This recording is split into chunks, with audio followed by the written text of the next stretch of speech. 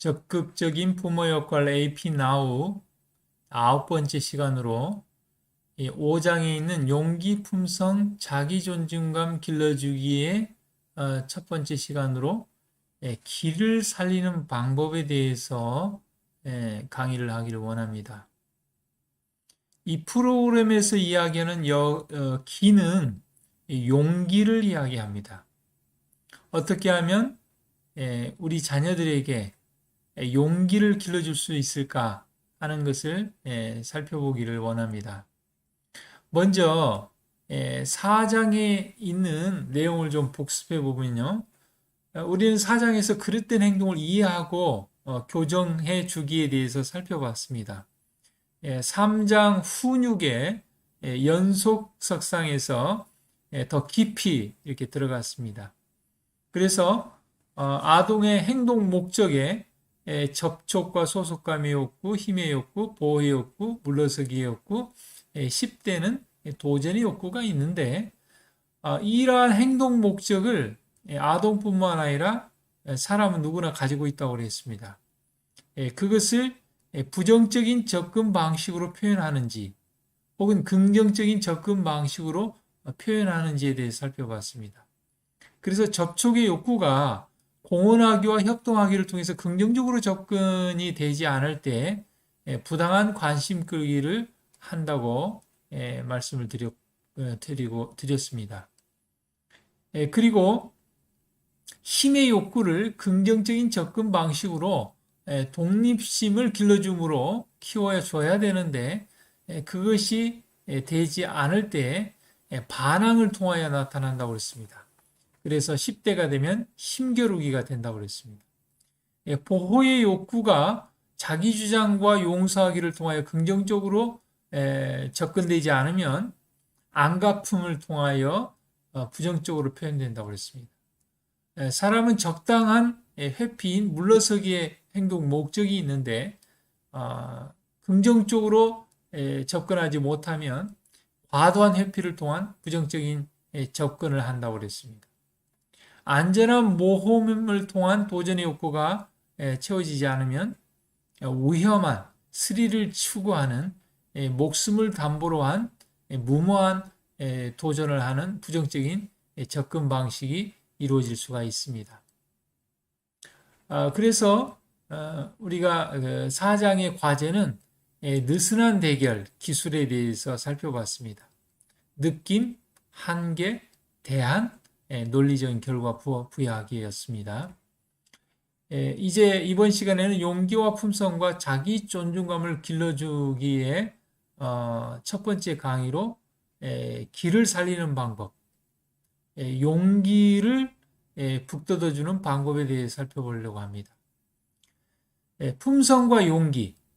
품성은 어떤 개인의 가치관, 신념, 태도, 또 행동과 개인적인 특성의 총체를 이야기하는 것으로요.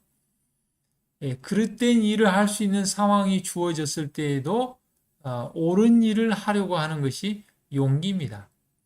용기의 원어는 심장이라는 단어로부터 왔고요.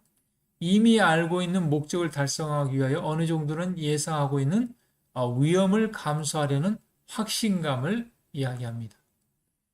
자, 용기는요, 공감과 격려를 통해서 길러집니다. 우리가 자녀들에 대해서 공감해주고 또 무한한 사랑과 격려를 해줄 때 우리의 자녀가 용기가 생기는 것이고 기를 살리는 방법입니다. 여기 성공 회로가 있는데요. 어떤 그 사건은 생각에 영향을 주고 생각은 느낌과 감정에 영향을 주고 느낌과 감정은 행동을 낳고 행동은 또 어떤 사건을 낳습니다. 어떤 긍정적인 피드백과 성공한 경험은 높은 자기 존중감에 생각을 낳습니다. 높은 자기 존중감은 용기의 감정을 낳고 용기의 감정은 목적을 이루기 위한 긍정적인 행동을 낳고요. 그런 긍정적인 행동은 또 긍정적인 피드백과 성공한 경험. 그래서 성공 회로 안에 들어오게 됩니다. 자, 그런데 반대로 실패 회로는요, 부정적인 피드백과 실패한 경험은 낮은 자기 존중감을 낳고요. 낮은 자기 존중감은 낙담이라는 느낌과 감정을 낳고요. 낙담은 부정적인 행동을 낳고요. 또 부정적인 행동은 부정적인 피드백과 실패한 경험을 낳으므로 실패회로 안에 들어가게 됩니다. 우리의 자녀가 실패회로 안에 있을 때 성공회로 안으로 들어오게 하는 방법은 여기 생각에 영향을 미치는 그 사건 부분에 있어서 우리가 우리의 자녀들에게 비록 실패한 경험을 했다 할지라도 긍정적인 피드백과 공감과 격려를 통하여 높은 자기 존중감을 줄 수만 있다면 성공회로 안에 들어올 수 있다는 것입니다. 우리가 우리의 자녀들의 어떤 부정적인 행동을 교정해 주려고 한다든지 낙담한 감정을 고치려고 한다든지 그렇게 할 수 없습니다. 부모가 부모로서의 역할로 할 수 있는 가장 중요한 부분은 자녀들의 생각에 영향을 미치는 그 부분, 긍정적인 피드백과 격려하기, 공감하기, 그것을 통해서 실패 회로를 성공 회로 안에 들어올 수 있게 할 수 있습니다. 여기 기 꺾기와 기를 살리는 것이 나오는데요. 과잉보, 응석 받아주기는 우리 자녀들의 기를 꺾고 용기를 꺾습니다. 독립심을 자극하는 것이 용기를 살립니다. 실수를 지적하는 것, 용기를 꺾습니다. 장점을 구축해 주는 것이 용기를 살리는 것입니다. 기대하지 않기, 기를 꺾습니다. 신뢰를 보여주기, 기를 살려줍니다. 과잉 기대와 완벽주의, 기를 꺾습니다. 아동의 가치를 인정해주기, 기를 살리고 용기를 살리는 방법입니다. 우리가 3회기에 논리적인 결과에 대해서 살펴봤는데요. 우리 자녀들의 기를 살리고 용기를 길러주고 자기 존중감과 품성을 길러주는 방법은 자연적인 결과 부여하기입니다. 자연적인 결과 부여하기를 통해서 독립심을 길러주는 것입니다. 자연적인 결과 부여하기는 무엇이냐면요. 자녀가 어떤 행동을 하였을 때 부모의 개입이 없이도 자연적으로 일어나는 결과를 통하여 어떤 교훈을 체험하는 것입니다. 그래서 한 예로 우리 아이들이 어렸을 때에 불을 두려워하지 않습니다. 왜냐하면 경험을 하지 못했기 때문에 그렇습니다. 그런데 불을 만지다가 뜨거움을 한번 경험하고 나면 자녀들은 불이 뜨겁고 위험하다는 것을 알게 됩니다. 그래서 자연적으로 누가 가르쳐주지 않아도 그런 자연적인 결과를 경험하고 체험함으로 경험을 얻게 되는 것이죠. 독립심이 길러지는 것이죠. 그것이 자연적인 결과 부여하기입니다.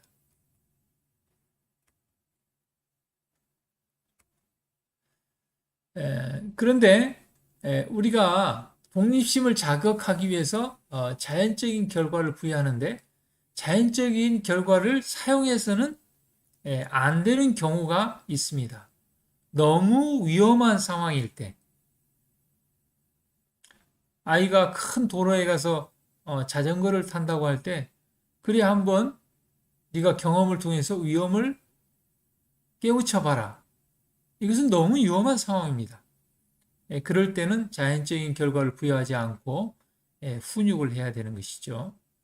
미래와 연관성이 너무 멀 때, 아이들이 양치를 잘 하지 않을 때, 그래, 한번 양치를 하지 않고 5년, 10년 지내봐라. 그러면 이가 어떻게 썩는지, 충치가 얼마나 많이 생기는지 결과를 한번 보자. 그렇게 할 수 없습니다. 그 자연적인 결과를 체험하는데 너무 길고 오랜 시간이 걸리는 것입니다. 세 번째는 다른 사람에 피해를 끼칠 수 있을 때, 그때 자연적인 결과를 부여하면 안 되고요. 그때는 논리적인 결과 부여하기를 사용합니다. 그래서 자연적인 결과 부여하기는 우리 자녀들의 독립심을 자극하게 되는데요. 그래서 기를 살리게 되는데요. 자녀가 스스로 할 수 있는 일을 부모가 대신해 주지 않아야 된다는 것이죠. AP 교재 171페이지에 보면 독립심을 자극하는 방법이 나옵니다. 그래서 우리가 자녀들의 응석을 받아주지 않도록 하라고 그랬습니다. 부모가 자녀를 위하여 모든 심부름을 다 해주거나 자녀를 귀공자처럼 키우다 보면 자녀는 의존성이 강해 버릇이 없어지거나 용기가 부족해진다는 것입니다. 우리가 자녀들의 응석을 받아줌으로 길을 살리는 것이 아니라 오히려 길을 꺾고 용기를 꺾는 응석 받아주기의 예들을 좀 한번 살펴보겠습니다. 아침에 일어날 때 한 번 이상 깨운다. 걸어가도 될 거리를 항상 차로 데려다 준다. 자녀의 옷을 챙겨 걸어준다. 용돈을 정해놓고 주지 않고 자녀가 돈을 달라고 요구할 때마다 준다. 부모에게 욕설을 하거나 불손한 말을 하여도 내버려 둔다. 자녀가 TV, 영화, 음악, 인터넷을 접해도 감시하지 않는다. 자녀의 숙제를 대신해 준다. TV 앞에서 식사를 하도록 허용한다. 자녀가 어질러 놓으면 뒤쫓아가서 말끔히 치운다. 심부름을 시키지 않는다. 자녀가 그릇된 행동을 하여 문제가 발생했을 때 무조건 자녀를 공경해서 구출하려고만 한다. 이 11가지 요소 중에 여러분 몇 가지들을 가지고 있습니까? 물론 부모의 의도는 자녀에게 잘 해주고 싶어서 그렇게 합니다. 그러나 그러한 과잉 보호는 자녀의 독립심을 자극하지 못하고 그렇게 함으로 인해서 길을 살리는 것이 아니라 길을 꺾는다는 것을 우리가 꼭 알아야 되겠습니다. 오늘